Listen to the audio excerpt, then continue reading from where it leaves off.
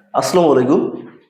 অষ্টম এনটিআরসি প্রতিষ্ঠান প্রধান পরীক্ষায় নতুন সিলেবাসের আলোকে ইংরেজি অংশে থাকবে 10 নম্বর। এই 10 নম্বর কোথা থেকে আসবে? অনেকে বলছে স্যার এই সিলেবাসে তো স্বাক্ষর নেই, এটা কি সঠিক সিলেবাস? হ্যাঁ, এটা সঠিক সিলেবাস। এটা আপনি এনটিআরসি মূল ওয়েবসাইটে আছে, ওইখান থেকে ডাউনলোড করে নেবেন।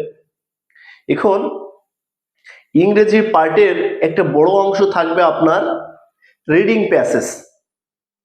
আমরা সেটা দেখি। এই যে রিডিং প্যাসেজ থেকে যে নাম্বারটা আছে, দেখেন এটা কিন্তু এনটিআরসি সিলেবাসের আলোকে এখানে কিন্তু 10 নম্বর থাকবে এমসিকিউ আকারে। এটা আমার আপনার কোনো তৈরিকৃত না, এটা এনটিআরসি প্রকাশ করছে। এখন এই 3 নাম্বার একটা মেজর ফ্যাক্টর, অনেকে কিন্তু এই 3 নাম্বার বুঝতে পারছেন না, কারণ যারা বই কিনছেন ইতোপূর্বে অথবা সাধারণত এই ধরনের প্রশ্ন কোনো বইতে থাকে না।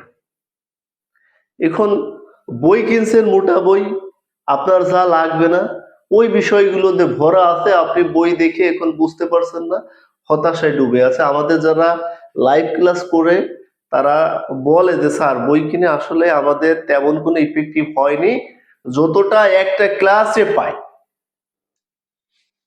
সমস্ত বিষয়গুলো আমাদের পেইড ব্যাচে করানো হয়। দেখেন এখানে আপনার এই রিডিং প্যাসেজ থেকে এমসিকিউ আকারে 3 নাম্বার থাকবে।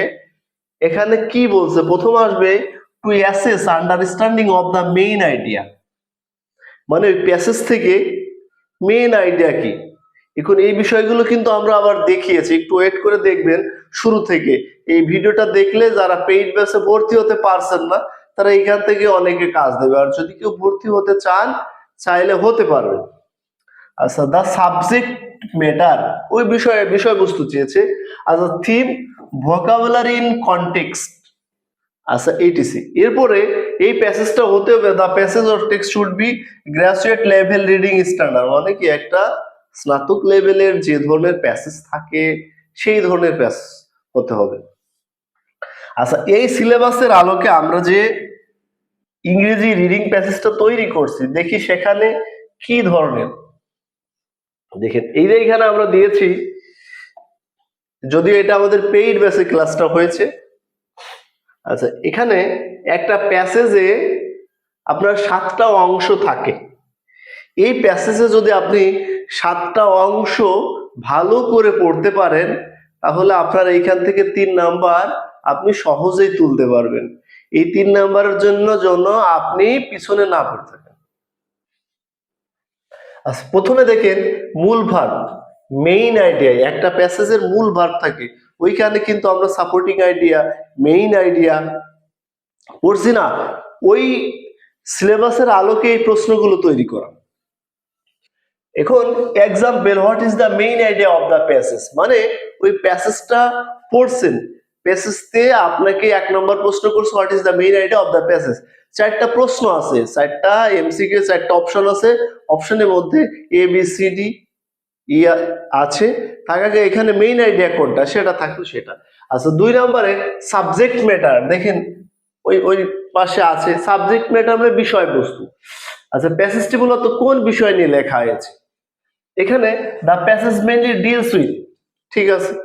আচ্ছা, 3 নম্বর থিম, লেখক যে মূল বার্তা বা ধারণা দিয়েছে, the central theme of the passage is. 4টা অপশন থাকলো, অপশনের মধ্যে কোনটা সেন্ট্রাল থিম। আচ্ছা, এরপরে ভোকাবুলারি ইন দ্য কন্টেক্সট, প্রসঙ্গ অনুযায়ী শব্দের অর্থ। যেমন the word inevitable in the passage most nearly, একটু শব্দ দিল, দিয়ে বললো এই শব্দটা 3 নাম্বার লাইনের ক্লোজেস্ট মিনিং কি। আচ্ছা, এই যে প্রশ্নগুলো তৈরি করছি এগুলো কিভাবে আমাদের জ্ঞান, অনুধাবন, চিন্তা, এই বিষয়গুলো না, কিন্তু অনুধাবন করে না, এই বিষয়গুলো এই যে আমাদের এনটিআরসি যে সিলেবাস আছে, দেখেন ঠিক এই সিলেবাসের আলোকে এই যে দেখেন ভোকাবুলারি থেকে 1 নাম্বার থাকবে, ওইখানে নিয়ে আসছি। এই যে understanding of the main idea, main আইডিয়ার থেকে এই যে সাবজেক্ট ম্যাটার। আচ্ছা, এরপরে দেখেন পরের লাইনটা কি আছে, 5 নম্বর থিম আছে। দেখেন ইন্টারফারেন্স মানে অন্তর্নিহিত অর্থ, ওই যে যেটা রূপক অর্থ মানে লুকায়িত অর্থ আছে। যেমন it can be interfered from the passage, মানে প্যাসেজে সরাসরি বলা নাই কিন্তু বুঝে নিতে হবে। আচ্ছা, 6 নম্বর অথরস অ্যাটিটিউড অথবা টোন, লেখকের মনোভাব অথবা লেখকের দৃষ্টিভঙ্গি। The author's tone in the passage, লেখক কি বলতে চেয়েছে, কি বোঝাতে চেয়েছে। 7 নম্বর সাপোর্টিং ডিটেল মানে সহায়ক তথ্য, according to the passage which of the following is true. এই প্যাসেজ অনুসারে 4টা অপশন আছে কোনটা। আমরা লাইভ ক্লাসে দেখেন একটা প্যাসেজ দিয়েছি আমাদের পেইড ব্যাচে, প্যাসেজটি পড়ার পরে সুন্দর করে পড়ছে। এখন এই দেখেন এখানে প্রশ্ন দিয়েছি যে 1 নম্বর বলছে what is the main idea of the passage, অপশনে আছে। 2 নম্বরে according to the passage modern education emphasis. আচ্ছা, 3 নম্বরে ছিল,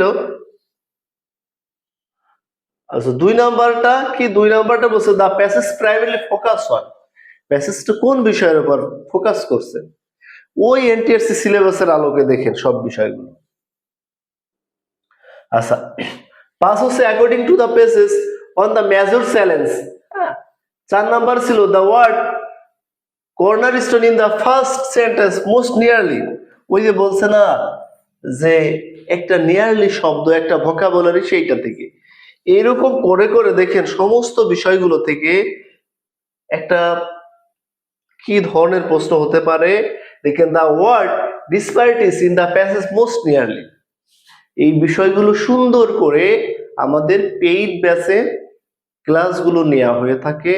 আপনি যদি নিজে বাসায় বসে এগুলো তৈরি করে নিতে পারেন ভালো কথা, আর যদি না বোঝেন আমরা সিলেবাস অনুসারে টপিক ভিত্তিক এই নতুন সিলেবাস অনুসারে আমাদের পেইড ব্যাচে ক্লাস হচ্ছে। যারা ভর্তি হতে চান আমাদের হোয়াটসঅ্যাপে যোগাযোগ করে কোনো সাপোর্ট লাগলে, এবং প্রতিটা বিষয়ের কিন্তু এক একটা শীট দেওয়া হয়, যে শীটের মাধ্যমে আমরা ওইটা ক্লাসটা নিব এবং ওইটা তার বাসায় দিয়ে দেবো, সে পড়ে ফেলতে পারে। ঠিক আছে, এখন যেহেতু সময় খুব খুব অল্প, তাহলে আমরা ভালো করে প্রস্তুতি নিতে পারলে একটা কাঙ্ক্ষিত ফল হলো। ধন্যবাদ সবাইকে।